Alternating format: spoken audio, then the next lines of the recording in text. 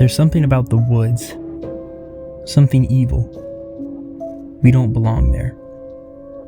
The darkness lasts far more than just at night. The woods don't judge you. They don't scream, they never make a noise. But they also never forget. The trees hold secrets, and sometimes when you're alone, the strangest things aren't the animals. They're the people you never expected to meet, the people who don't belong there. I went camping alone last fall in the Catskills. The leaves had just begun to change, a slow bleed of crimson and amber across the treetops. The air had that early October sharpness. It felt clean and quiet. I set up camp a few miles from the nearest lot, nestled near a bend in the shallow stream. It was the kind of spot where you could hear everything. The rustle of a squirrel in the underbrush, the groan of the trees swaying above you. It was peaceful. At least that's what I told myself. I knew I was isolated. By nightfall, the sky was a deep color of ink. My fire was the only light for miles, a flickering orange. It was a heartbeat in the dark, and I remember checking the time. It was 11:52. I was sitting by the fire, half reading, half listening to the woods, and I heard footsteps. This wasn't the scatter of raccoons. This was a human, crunching dead leaves heavily under their feet. I turned off my lamp and just listened. Then beyond the edge of the firelight, I saw him. He was older, and he was barefoot, standing just at the tree line. His clothes were ripped, and he was soaking from the ankles up. His face was pale, but his eyes were bright, uncomfortably bright. They were alert, not scared, not lost, just watching. I reached for the knife in my pocket and kept my hand on it. He said, "Can I warm myself by your fire?" His voice was calm, no panic, no urgency. That made it worse. There was an eerie kind of casualness that you wouldn't expect to hear from a stranger in the woods. I hesitated, and everything inside of me told me to run. But I said, "Yeah, sure." He stepped closer, the firelight catching on something dark smeared across his forearm. It was a cut. Deep, still fresh. No backpack, no flashlight, no shoes. Just him in the forest. He sat by the fire, and he started to talk. "You ever think about how easy it would be to disappear out here?" he said. His voice was quieter now. It wasn't like he was talking to me. He was just speaking.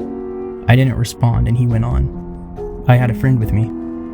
One of them started acting weird. He pulled a knife on me. You know what I told him? I said, if you ever needed to hide a body, this is the place to do it." And he smiled, wide, and he laughed.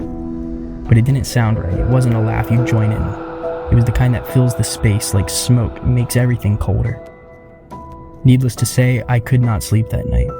I watched him curled around the fire, and he didn't fall asleep until about 3 a.m.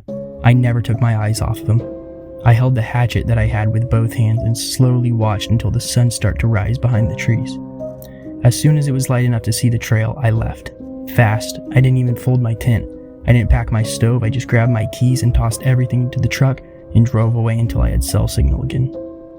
I told a ranger later that day, and he said, "Nah, you were probably just having a dream. No one would be out that deep in the woods without anything to help them." A few days later, I went back with some friends. I wanted closure. Proof. I told them the story, and they had to go and make sure that it was true. I told them we'd go check and see if my gear was there. We did. We got there. All of my gear. Everything was left behind. Only now, it wasn't scattered. It was packed, neatly folded, placed exactly where I'd been sitting. My tent was rolled. My hoodie was draped across a log like it was waiting for me, and on top of it was a small, smooth stone. I'd never seen this before. I didn't say a word. I didn't look back. I walked away down the trail, away from the place where everything happened. But the weight of me never left. Sometimes, in the quiet moments, I feel it creeping back, like a cold shadow settling over my chest. That man in the woods wasn't just a stranger. He was a presence carved into my memory. His smile still chills me, words that echo louder than any scream. And the worst part, he knew. He knew that I would come back. Even now, I can't shake that feeling. And deep inside of me, I know he's still out there waiting, patiently waiting and watching, waiting for me to return, never letting go. The only thing scarier than the stories that I tell is all AI content. Subscribe for no AI voiceovers ever.